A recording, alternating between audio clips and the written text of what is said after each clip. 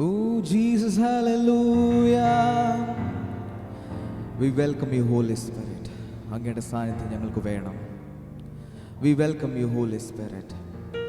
Hallelujah. Hallelujah. നമ്മൾ ഏറ്റവും കൂടുതൽ നമ്മുടെ വർഷിപ്പിലും നമ്മുടെ ചേർച്ചിലും നമ്മുടെ ഡേ ടു ഡേ ലൈഫിലും നമ്മൾ പറയുന്ന ഒരു വാചകമാണ് ഹല്ലേലൂയ. എന്താണ് അതിൻ്റെ meaning? I'm praising the Jesus. I'm rejoicing in the name of Jesus. അതാണ് ഹല്ലേലൂയ എന്ന വാക്കിൻ്റെ അർത്ഥം. ആമേൻ. എന്നാൽ വിശ്വാസികളായ നമ്മൾ ഹല്ലേലൂയ പറയുമ്പം പലരും നമ്മളെ നോക്കി ചിരിക്കാറുണ്ട്. Because they don't know. അവർക്കറിയില്ല അതിൻ്റെ മീനിങ് എന്താണ്.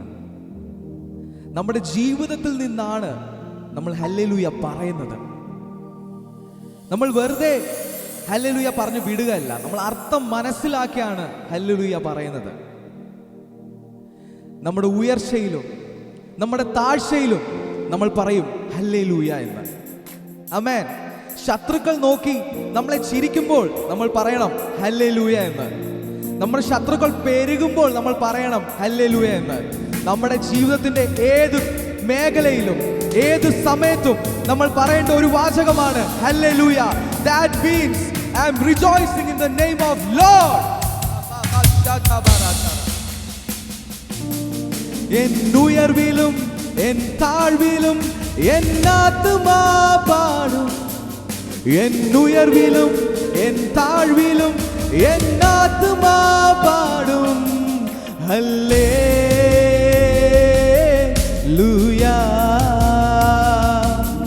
ഹല്ലേലൂയ. എൻ ഉയർവിലും എൻ താഴ്വിലും എൻ ആത്മാ പാടും. എൻ ഉയർവിലും എൻ താഴ്വിലും എൻ ആത്മാ പാടും. എൻ ഉയർവിലും എൻ താഴ്വിലും എൻ ആത്മാ പാടും ഹല്ലേലൂയ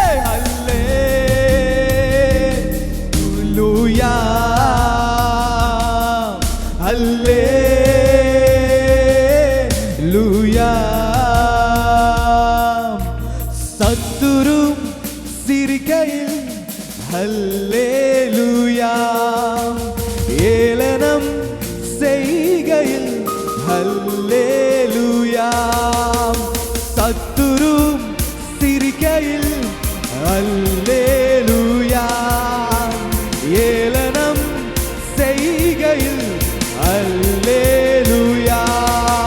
എന്നെതിരെ പെരുക പെരുക എൻ പന്തി അളവും പെരുകും. ഞാൻ തുതിത്തു പാടുമ്പോത് തിരച്ചാല കരവും തിരക്കും. ഓ ഹല്ലേലൂയ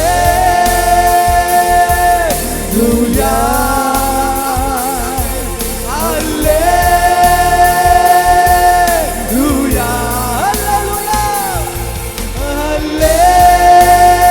ഹല്ലേലൂയ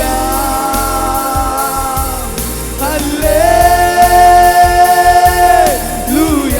എൻ ഉയർവിലും ഓ എൻ ഉയർവിലും എൻ താഴ്വിലും എൻ ആത്മാ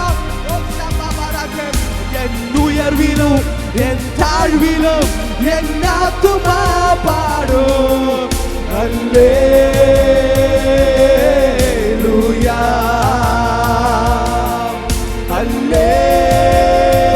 ഹല്ലേലൂയ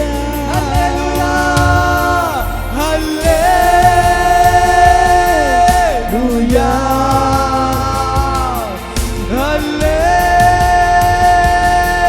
ഹല്ലേലൂയ. കാലയും മാലയും ഹല്ലേലൂയ. ഞാൻ വിടും ശ്വാസമേ ഹല്ലേലൂയ. കാലയും മാലയും ഹല്ലേലൂയ. ഞാൻ വിടും ശ്വാസമേ ഹല്ലേലൂയ.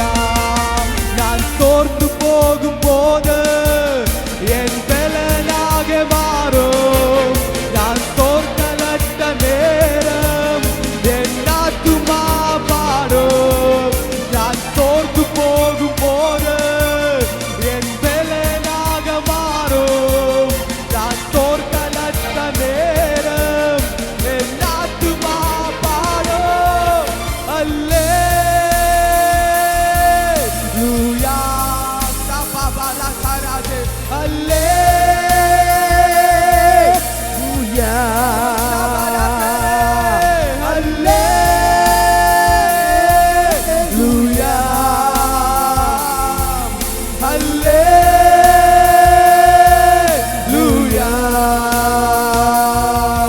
ഞാൻ തോർത്തു പോകും പോത് എൻ ബലനാകെ മാറും.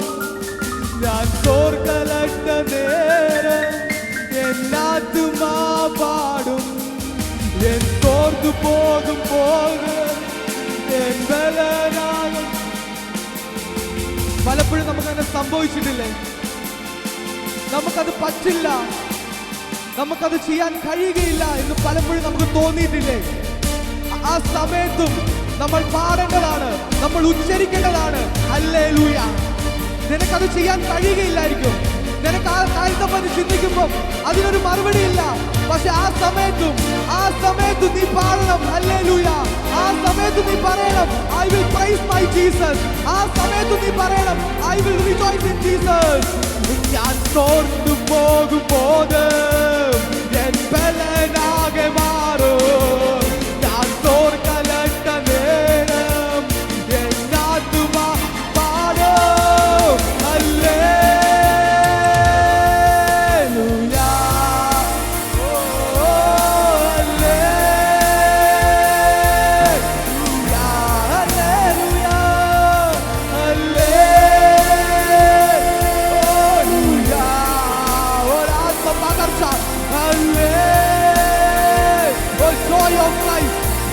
ദൈവത്തിലുള്ള സന്തോഷം, ക്രിസ്തുവിലുള്ള സന്തോഷം പകരട്ടെ.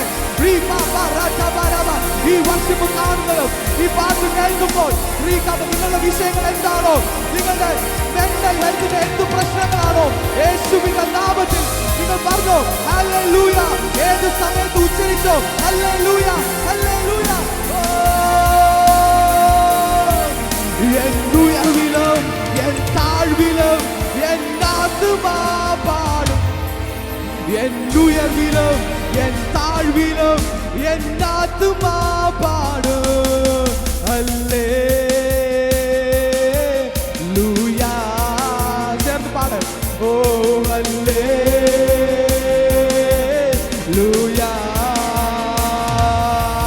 ഹല്ലേലൂയ ശത്രുവും സിരിക്കയിൽ ഹല്ലേലൂയ. ഏളനം ചെയ്കയിൽ ഹല്ലേലൂയ. ശത്രുവും സിരിക്കയിൽ ഹല്ലേലൂയ. ഏളനം ചെയ്കയിൽ ഹല്ലേലൂയ. യെസ്, എന്താണ് പറയുന്നത്? ശത്രുക്കൾ നിന്നെ നോക്കി ചിരിച്ചാലും നീ പാടണം ഹല്ലേലൂയ. നിന്റെ ശത്രുക്കൾ പെരുകിയാലും നീ പാടണം ഹല്ലേലൂയ. അതാണ് യേശുവിലുള്ള വിശ്വാസം. ഓ, നിന്നെ നടത്തിയ കർത്താവിനെ നിന്റെ ശത്രുക്കൾ പെരുകിയാലും നീ തള്ളി പറയുകയല്ല ചെയ്യേണ്ടത്. നീ ഉയർത്തണം, നീ പ്രൈസ് ചെയ്യണം, എന്റെ യേശുവിനെ റിജോയ്സ് ചെയ്യണം. എന്നെതിര് പെരുക എൻ പന്തി അളവും പെരുകും. ഞാൻ തുതിത്തു പാടും പോത് തിരച്ചാലെ കഥവും തിരക്കും ഹല്ലേലൂയ.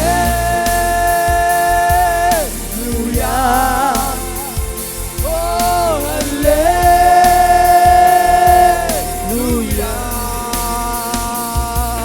ഹല്ലേലൂയ. യേശുവേ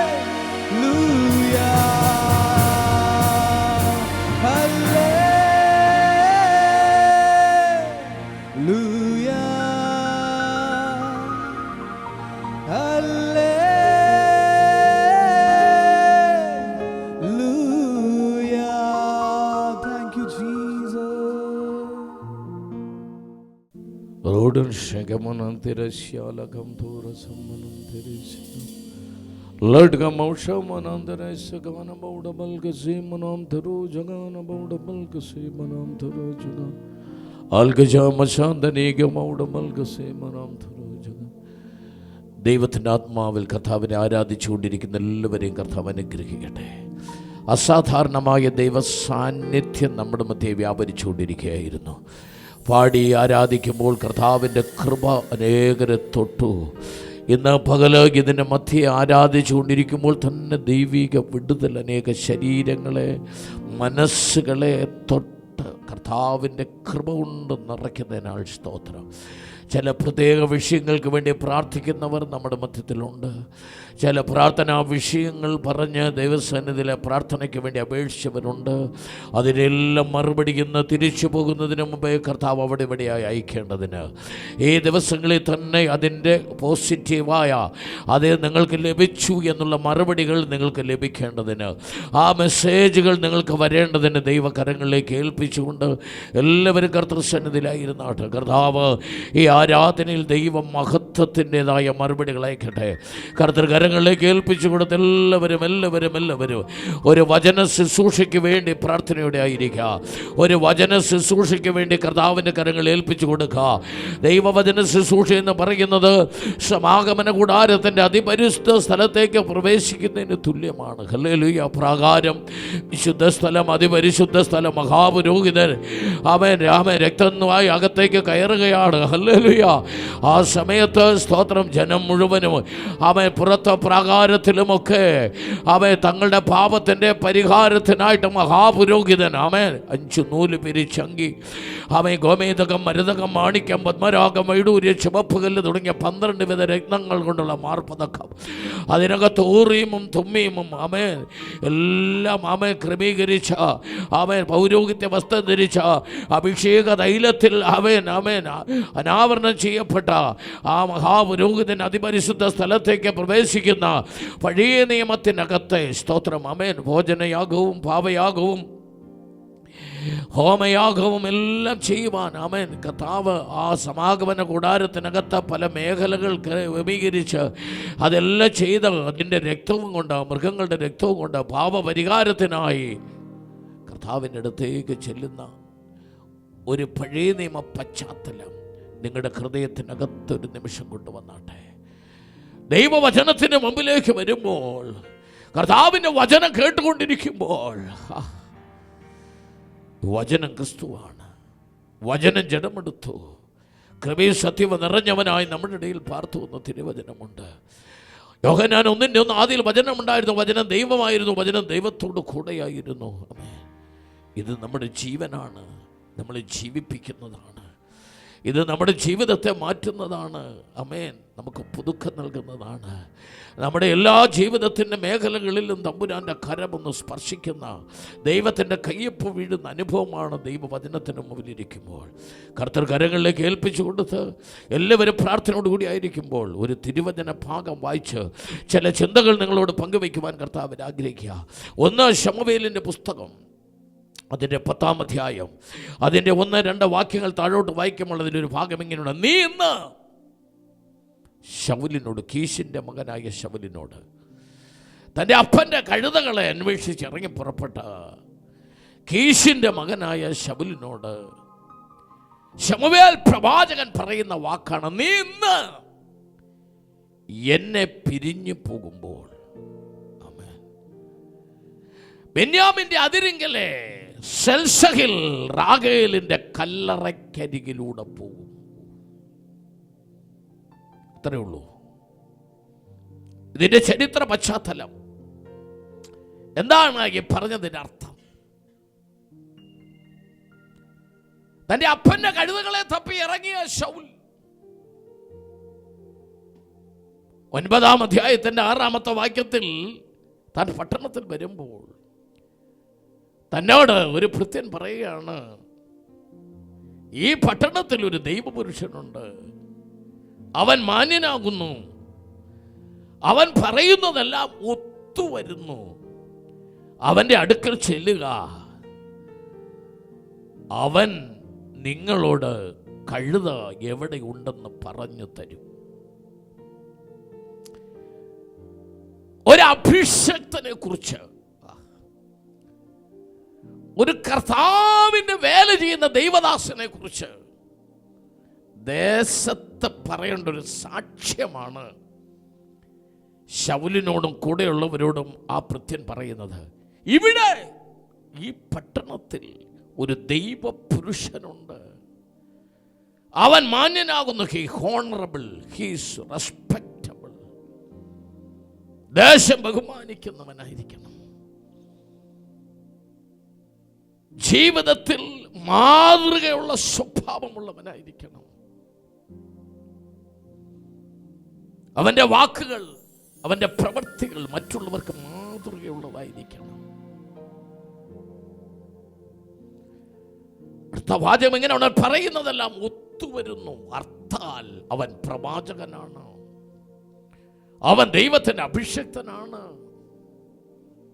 നിങ്ങൾ അവിടെ ചെല്ലുക, ഇവിടെ ഒരു പ്രാർത്ഥനാലയമുണ്ട്, അവിടെ ഒരു പ്രവാചകനുണ്ട്, അവന്റെ പേര് ശമൂവേൽ എന്നാണ്.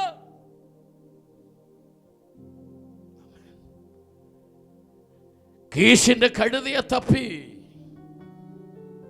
ശൗലും കൂട്ടരും ഈ പറഞ്ഞ ലൊക്കേഷൻ, ഈ പറഞ്ഞ അഡ്രസ് അനുസരിച്ച് ചെല്ലുക.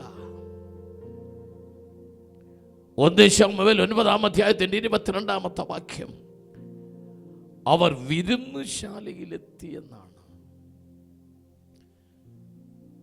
ശമൂവേൽ പ്രവാചകനും പ്രവാചക ശിഷ്യന്മാരും ദൈവവചന പഠനവും ഒക്കെ ഉള്ള ആ സ്ഥലത്തെ കുറിച്ച് വേദപുസ്തകത്തിനകത്ത് എഴുതിയിരിക്കുമ്പോൾ അതൊരു ആത്മീയ ശുശ്രൂഷയുടെ സ്ഥലമാണ്. അവിടെ പ്രവാചകന്മാരുണ്ട്, പ്രവാചക ശിഷ്യന്മാരുണ്ട്, ആത്മീയ പഠനങ്ങളുണ്ട്, ന്യായപ്രമാണ പഠനമുണ്ട്. അതിൻ്റെ ഡൈനിങ് ഹാളാണ് ഇവിടെ പറയുന്നത് വിരുന്നുശാല. 1 ശമൂവേൽ 9:22. ഇവരുടെ ലക്ഷ്യം കഴുതയാ, പക്ഷെ തമ്പുരാൻ ആദ്യം കൊണ്ടുപോയത് വിരുന്നുശാലയിലേക്കാ. അടുത്ത ഭാഗം ഇങ്ങനെയാണ് എഴുതിയിരിക്കുന്നത്, 9-ാം അധ്യായം 23-ാം വാക്യം, ശമൂവേൽ അവർക്ക് പ്രധാന സ്ഥലം ഇരിപ്പിടമായി കൊടുത്തു.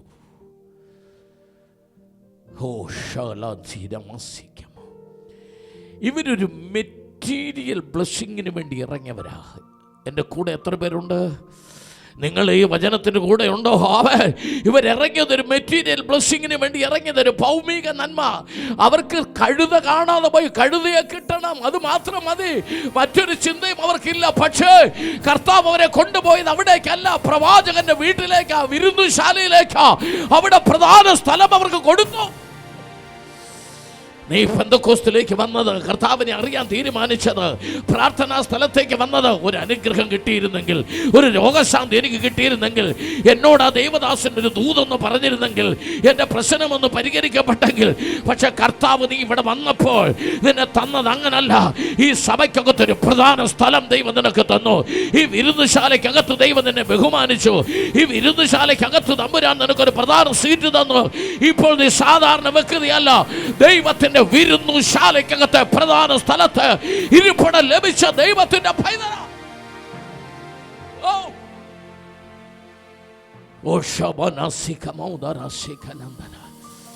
എത്ര പേർക്ക് സന്തോഷമുണ്ട്? ഇതിനകത്തിരിക്കുന്ന എത്ര പേർ ആ കരമുയർത്തിയവർ, ആ കർത്താവ് കരമടിച്ച് ആരാധിക്കുന്നവർ പറ, എനിക്ക് തമ്പുരാൻ ഒരു പ്രധാന സ്ഥലം തന്നു, സഭയ്ക്കകത്ത് കർത്താവ് എന്നെ മാനിച്ചു, ഇപ്പോൾ ഞാൻ ദൈവത്തിൻ്റെ പൈതലാണ്, ഞാൻ അനുഗ്രഹ ഫാമിലിക്കകത്തെ മെമ്പറാണ്, ഞാൻ അനുഗ്രഹ പ്രയർ സെന്ററിലെ ഒരു അനുഗ്രഹിക്കപ്പെട്ട ദൈവ പൈതലാണ്. തമ്പുരാൻ എനിക്ക് വേണ്ടി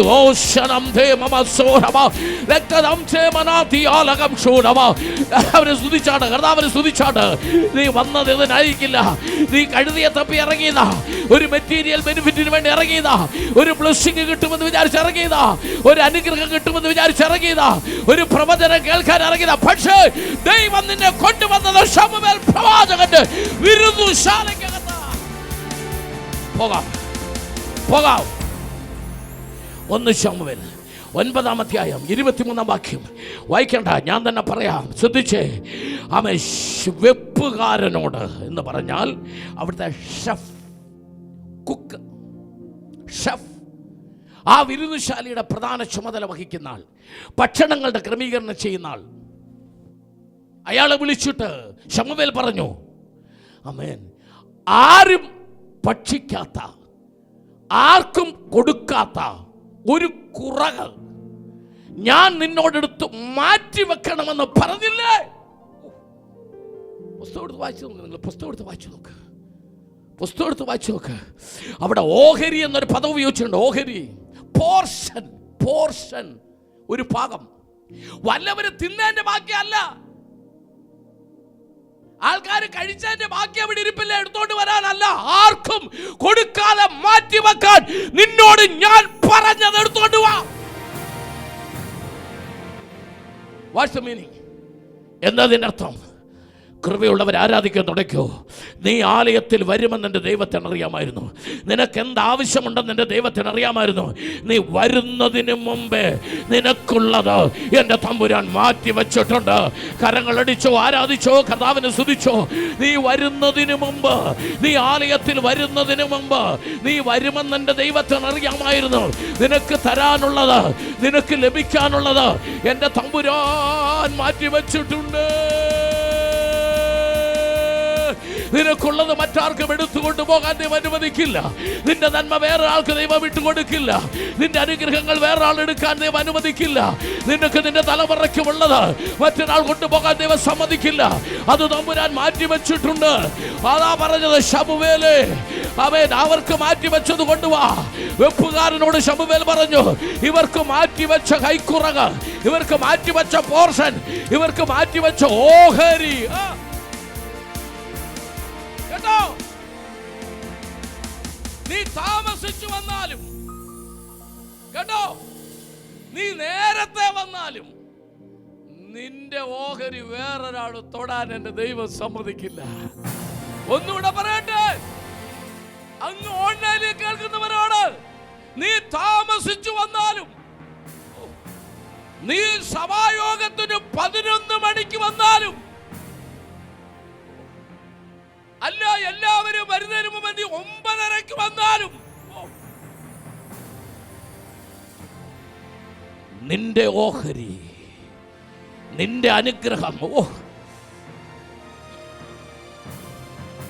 ദൈവം നിനക്ക് വെച്ചിരിക്കുന്ന നന്മ അത് വേറൊരാൾക്കും മുമ്പേ കൊടുക്കത്തില്ല ദൈവം.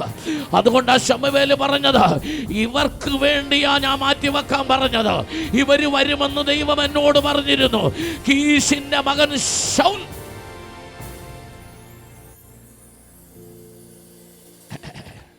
ഇത് കേട്ടോണ്ടിരിക്കുന്ന നിങ്ങൾക്ക് ശൗലിനെ കുറിച്ച് എന്തൊക്കെ അറിയാം? കീശിന്റെ മകനാണെന്നറിയാം, കഴുതേ തപ്പി ഇറങ്ങിയവനാണെന്നറിയാം, ഇത്രയല്ലേ അറിയത്തുള്ളൂ. എന്നാൽ ശമൂവേലിനറിയാം, ഇവൻ നാളെ ഇസ്രായേലിന്റെ രാജാവാണെന്നറിയാം. കൃപയുള്ളവർ എൻ്റെ കൂടെ നിൽക്കുക, കൃപയുള്ളവർ എൻ്റെ കൂടെ നിൽക്കുക. ഈ വന്നിരിക്കുന്ന ടോൾ മുതൽ എല്ലാവരേക്കാൾ പൊക്കമുള്ള ഈ ശൗൽ എന്ന് പറയുന്ന ഈ ആള്, ഇവൻ കഴുതയെ തപ്പിയാണ് ഇറങ്ങിയതെങ്കിലും നീ തപ്പി ഇറങ്ങിയത് എന്താണെന്നുള്ളത് രണ്ടാമത്തെ കാര്യം. നീ ആരാകണമെന്ന് തീരുമാനിക്കുന്നത് സ്വർഗത്തിന്റെ ഒന്നാമത്തെ കാര്യം. ഒന്ന് കരപടിച്ച് ദൈവത്തെ സ്തുതിക്കുക. നീ തപ്പി ഇറങ്ങിയത് കഴുതയാ, പക്ഷേ നിന്റെ അകത്തൊരു രാജാവുണ്ട്. നീ ഇസ്രായേലിന്റെ രാജാവാകാൻ പോവുകയാണെന്ന് പ്രവാചകൻ ശമൂവേലിനറിയാം. അതുകൊണ്ടല്ലേ വിരുന്നുശാലയിൽ പ്രധാന സ്ഥലം, അതുകൊണ്ടല്ലേ ആരും ഭക്ഷിക്കാത്ത ഓഹരി.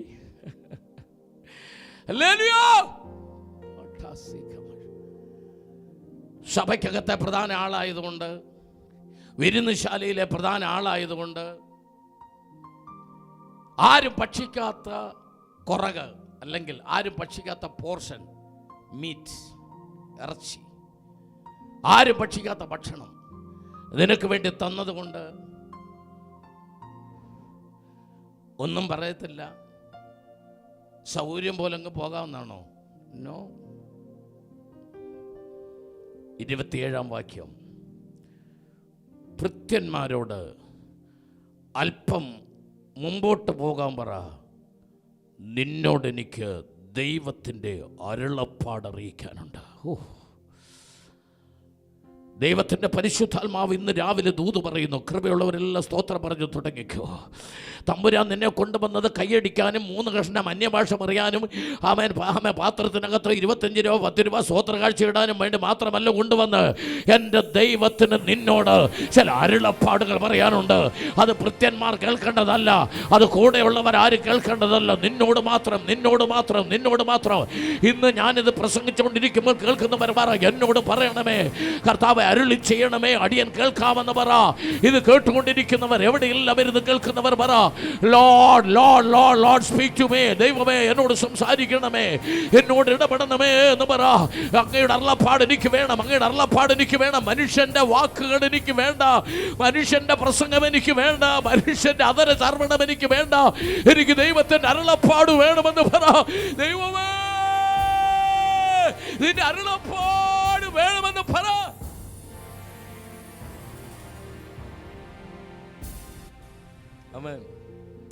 ശൗലേ, നീ എന്താ വിചാരിച്ച്? എനിക്ക് നിന്നോട് അരുളപ്പാട് പറയാനുണ്ട് എന്ന് പ്രവാചകൻ പറഞ്ഞപ്പോൾ, ദൈവത്തിന് നിന്നോട് അരുളപ്പാട് പറയാനുണ്ട് എന്ന് പ്രവാചകൻ പറഞ്ഞപ്പോൾ, ഞാൻ നിന്നെ അനുഗ്രഹിക്കും, നിന്നെ ഒരു നാളും കൈവിടത്തില്ല, നിന്നെ ഞാൻ മാനിക്കും എന്നൊക്കെ പറഞ്ഞങ്ങ് വിടുമെന്നാണോ? അല്ല. നീ ഇന്ന്, ഇതാണ് അരുളപ്പാട്, എന്നെ പിരിഞ്ഞു പോകുമ്പോൾ സെൽസകിൽ റാഹേലിൻ്റെ കല്ലറയുടെ അരികെ കൂടെ നീ പോകണം. സെൽസകിൻ്റെ അതിരിങ്കലെ. അതെന്തിനാണ് ന്യായപ്രമാണത്തിന് ഉൽപ്പത്തി പുസ്തകത്തിൽ ഒരു ചരിത്രമെടുത്ത് കഴുതി അന്വേഷിച്ച് വന്നവനോട് പറഞ്ഞത്? ശൗലും ഇത് തമ്മിൽ എന്താ ബന്ധം? യാക്കോബിന്റെ ഭാര്യയായ റാഹേലും അവളെ കുഴിച്ചിട്ട സ്ഥലം, ആ കല്ലറയുമായിട്ട് ഈ ശൗൽ എന്ന് പറയുന്ന കഴുതി അന്വേഷിച്ച് വന്ന പുള്ളിക്ക് എന്താ ബന്ധം? എന്തിനാ ഈ ദൂത് കയറി അവിടെ പറഞ്ഞത്? ശൗല്, നീ ഇസ്രായേലിന്റെ 1ാമത്തെ രാജാവാകാൻ പോവുക. മനുഷ്യർ നിന്നെ തെരഞ്ഞെടുത്തില്ല, പക്ഷെ ദൈവം നിന്നെ കണ്ടുവച്ചിട്ടുണ്ട്. കാരണം നിന്നെ തന്നെ ആക്കും.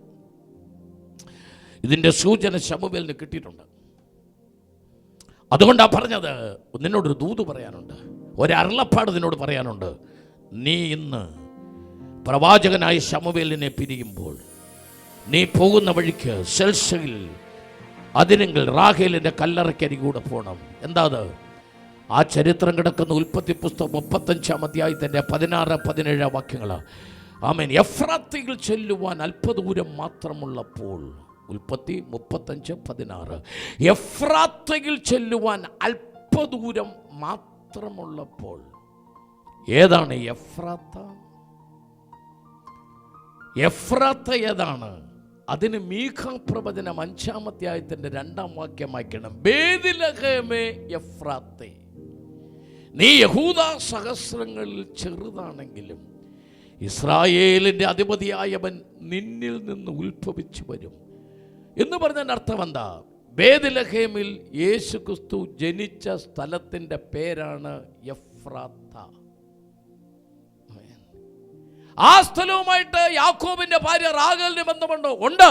എഫ്രാത്തയിൽ ചെല്ലുവാൻ അല്പദൂരം കൂടെ ഉള്ളപ്പോൾ. ഞാനതിനെ യുക്തിപരമായി ബൈബിളിൽ നിന്ന് ഒരു കൊച്ചു ഇന്റർപ്രിട്ടേഷൻ പറഞ്ഞോട്ടെ. യേശു ക്രിസ്തുവിൻ്റെ അടുക്കൽ ചെല്ലുവാൻ അല്പദൂരം കൂടെ ഇനിയുള്ളൂ. ആ സമയത്ത് റാഹേലിന് അതികഠിനമായ വേദനയുണ്ടായി. ഇപ്പോഴും ക്രിസ്ത്യാനികൾക്ക് യേശുവിൻ്റെ അടുക്കലോട്ടാണ് ചെല്ലുന്നതെന്നറിയുമ്പോൾ ഈ അതികഠിനമായ വേദന ഉണ്ടല്ലോ. അത് റാഹേലിനും ഉണ്ടായിരുന്നു. അപ്പോൾ അതികഠിനമായ വേദനയെങ്കിൽ അവൾ സൂതികർമ്മിണി അവളോട് പറഞ്ഞു, ഇതും ഒരു മകനായിരിക്കും. അവൾ കഠിന വേദനയിൽ ഒരു മകനെ പ്രസവിച്ചു. യാക്കോബ് ആ മകന് ബെനോനി എന്ന് പേരിട്ടു.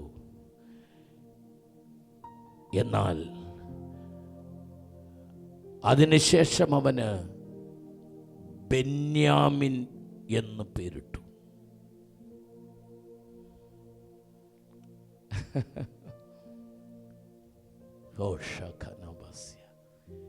അടുത്ത വാക്യം കേൾക്കണ്ടേ? റാഹേൽ മരിച്ചുപോയി.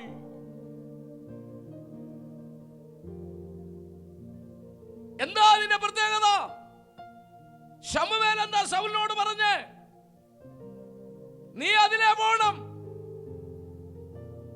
അവിടെ റാഹേലിനെ കുഴിച്ചിട്ടിട്ടുണ്ട്, അവിടെ റാഹേലിന്റെ കല്ലറയുണ്ട്. അതെന്തിനാ അതിലെ പോകണ്ടേ? ആ സ്ഥലത്തിനൊരു പ്രത്യേകതയുണ്ട്. അത് റാഹേൽ മരിച്ച സ്ഥലമാണ്, ബെന്യാമിൻ ജനിച്ച സ്ഥലമാണ്. ഇനി ബാക്കി നിങ്ങൾക്ക് കേൾക്കണ്ടേ? ഈ ശൗലിന്റെ വല്യപ്പച്ചനാണ് ബെന്യാമിൻ. സ്തോത്രം പറ. ദൈവത്തെ സ്തുതിച്ചു. ശൗൽ ബെന്യാമിൻ ഗോത്രക്കാരനാ. ഇത് ശമൂവേലിനറിയാം. കുഞ്ഞേ, ഈ കഴുതയെ തപ്പിയൊക്കെയാണ് നീ സഭയെ വന്നതെങ്കിലും നീ ഏത് ഗോത്രവാ, നീ ഏത് ഗോത്രത്തിൽ നിന്നാ വരുന്നേ, നിന്റെ വല്യപ്പനാരാ എന്നെല്ലാം പരിശുദ്ധാത്മാവൻ അറിയാം. സ്തോത്രം പറഞ്ഞ് ദൈവത്തെ സൂചിച്ചാട്. ചിലരൊക്കെ വിചാരിക്കുന്നത് എന്നെ ആർക്കും അറിയത്തില്ല, എന്നെ ആർക്കും അറിയത്തില്ല, എനിക്കും ആരും അറിയത്തില്ല. ഇതാര് പറഞ്ഞ്?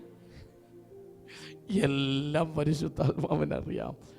പരിശുദ്ധാത്മാവിൽ ശുശ്രൂഷിക്കുന്ന അഭിഷക്തന്മാർക്കും അറിയാം.